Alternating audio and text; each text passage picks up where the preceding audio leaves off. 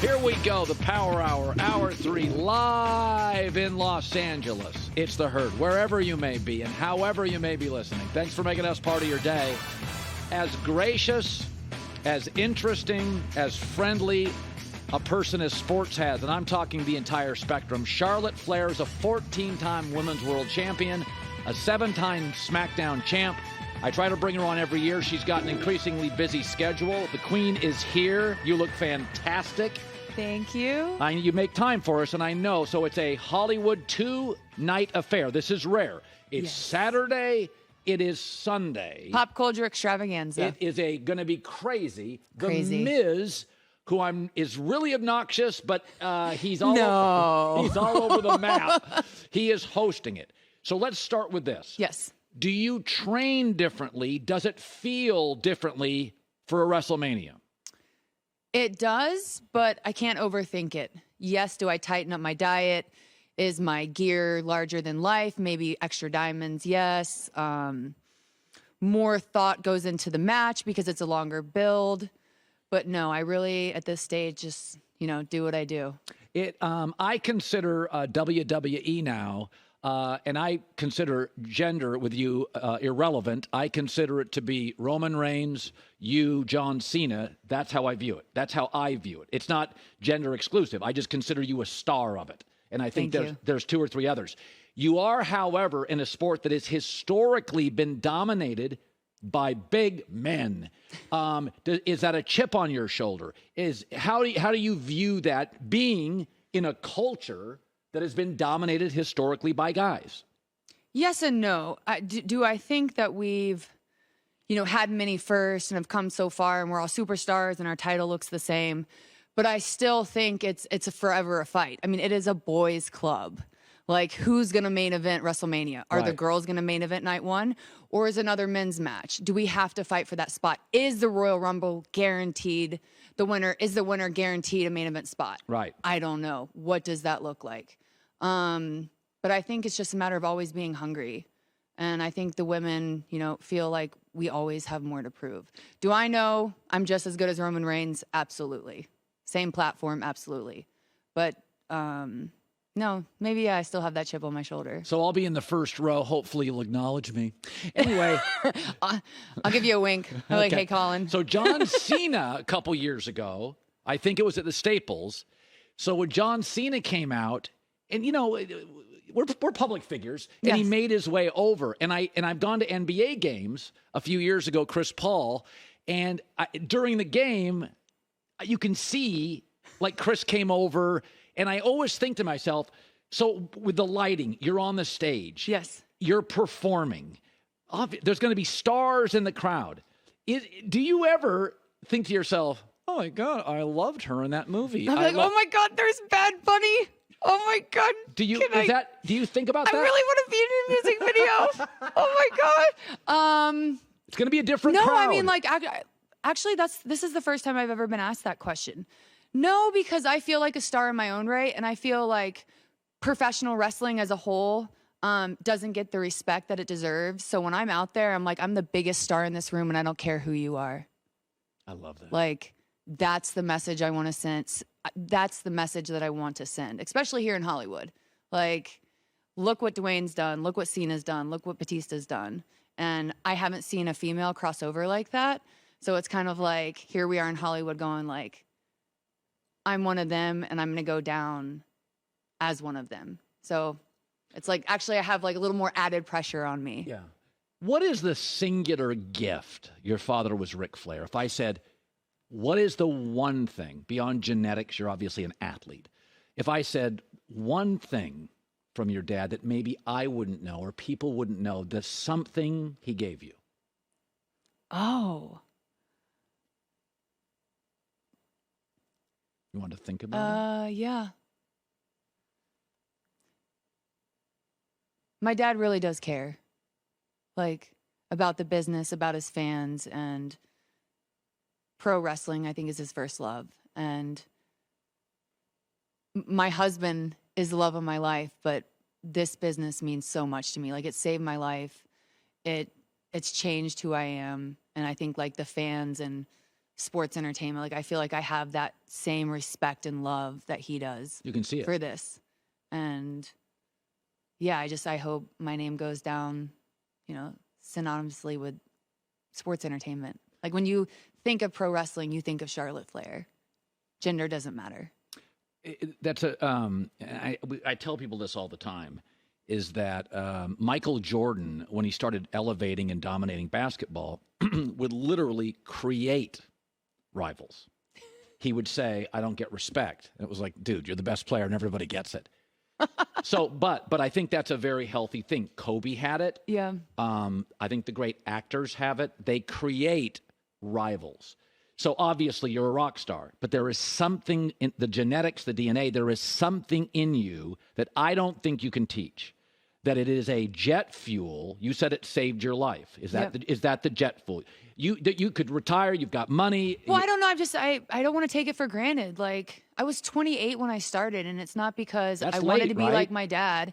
Yeah, it's just I wanted to help my little brother and help him get on the right path. And here I am. And it's like, I never want to take a day for granted. Like, when I go out there, whether it's a live event in front of 3,000 or this weekend in front of 80,000, like, I never phone it in.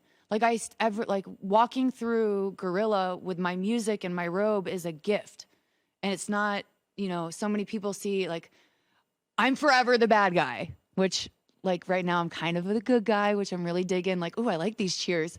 But it's like, it was earned. So I take that, like, very serious. Now, and I've played sports my whole life, and you can't teach competitiveness. Like, within me, I want to be the best, whether it's playing a stupid game of, checkers with your friends or, being in the women's division of WWE. I want to be the best no matter what it is. And that's maybe not necessarily a good thing because it'll drive you crazy, but that's just something within me that I don't know why it's always there. So you defeated Rhea Ripley like 3 years ago, WrestleMania. She's obviously jealous of you. Who wouldn't be? Jealous. Do you sense there's an animosity because you have elevated above her, and now you are the target for your side? Do you sense that? I don't think there's animosity. I think for Rhea Ripley, she wants to make a name for herself and prove that, she can run the women's division, that she can be the face of the women's division. And I think the only way to prove that and do that is to go through me. So it's not that there's animosity, but she knows she has to take me down, to get to that spot. And I'm just not giving it away. You have to take it. When you are, give me, what exercise do you do, mental exercise or physical exercise? You're going to perform in front of 80,000 people. Doing push-ups, probably. Like, I have to be loose. I have to be warm. Like, if I'm not warm, then I don't feel like I'm in the zone. But I'm going to be honest with you. Like, I get more nervous doing interviews like this with you than I do in front of 80,000 people, just because, like, when my wrestling boots are on and when I'm in the ring, I'm like, this is my world. This is my show. This is my ring. This is my place. This is where I feel like the most confident. But in terms of, like, where I am mentally, like, when I came back, in December, I had a couple of months off, and I was like, man, I don't know if I can be Charlotte Flair tonight. Like, how do I get that intense? How do I get that angry? How do I get, how do I show that confidence, even though I don't feel like that every day in my real life? But It's like, boom, my music hit, and I'm like, oh, okay, I remember how this goes. Right, I remember this song and dance. Right. So it's just like, I don't know. It's just, and also depending on the story, like my story with Rhea, we're both 3 years better. She has to go through me to be the star. She has to go through me, to become the champion. So for me, it's like, bring it. Show me what you got, kid. So my demeanor and how I feel going into this match is much different, than how she feels. So my preparation mentally is like, make this girl earn every second of that moment with you in that ring. Like, make her earn it. Don't give it. Earn it. You pause when I ask you about your dad. It is interesting because, and I've said this, it's hard to be the best mom or dad and number one in the world at what you do. It's just hard because there's only so many hours in a day. Yeah. And you pause with your father because obviously he was a reigning star, not just that of personality. There's nights he's not home. I mean, I know the sport. is there a conflict with you about that? Like, do you ever think to yourself, okay, I got to scale back 10%, and that goes to my fiance? Like, where are you on being the best in the country for WWE? Where are you with that emotionally? Do you struggle with that, or do you just come to terms with it? No, look, 'cause my husband knows if he was to ever say, like, he calls me mommy. He's like, mommy, if I ever, wanted you to take time or anything, I know that you would resent me because I know how much this means to you. But for me, I think where I'm at emotionally and like mentally is like, I'm walking into my 7th WrestleMania. 7 WrestleManias, either the champion or the challenger. Mm-hmm. No one's done that. But like, I still feel like I have more to prove. I still feel like there's more to do. I don't know what that looks like. What is the unknown? Like, just because I'm a woman and I've done 7 WrestleManias, that's like, oh, well, she's at 7. We're wrapping up soon. Like, I'm more there. Like, yes, I want to have a family. I want to have children. And, I still believe that I could be, a WWE superstar and be a mom. It's just where, like, I have done it all, but I still feel like I'm, just, growing into my boots. Right. Because I, didn't want to do this my whole life. Like, I started late. How is Vince McMahon such an iconic, powerful figure? Nick Khan's a friend of mine. Nick used to be my agent. Mm-hmm. So I remember years ago when Nick Khan took over WWE, I just, I was like, hey, what's Vince like? He says, incredibly gracious in terms of like, you're very much like this, manners. Now, you also see at times volcanic because Vince is a huge personality. As you're kind of, how do you view Vince? Because I've known 4 or 5 people who are around Vince, and there are different Vinces. How did you view it? Oh. I didn't ask you an easy one. So I was always nervous to go to Vince because Ashley and Charlotte are much different. So Vince saw Charlotte every Monday, every Friday, live event promo. Like, he saw Charlotte. And I built Charlotte to be the woman that I wanted to be like in my personal life, where Ashley's like, well, I don't know, and this and that, and like, blah, blah, blah, blah, like, not as like confident. So anytime I had to go talk to Vince, I'm like, all right, put on your Charlotte pants. Because I don't want Vince to see like me different than the character. Yes, I never wanted him to see weakness or self-doubt. But the one thing I will say when it came to Vince, or still does, because when he left, I was like, every time I walk out of Gorilla, like, I want to make him proud. Like, that's, you want to make Vince McMahon proud. And the few conversations that we did have, because I only, like, you pick and choose when you need to go to the big guy. And that was always my philosophy. So the few times I did go with him, like, he always said something so nice. And it just was like, man, he gets me, or he pays attention, or I know it makes you want to work that much harder.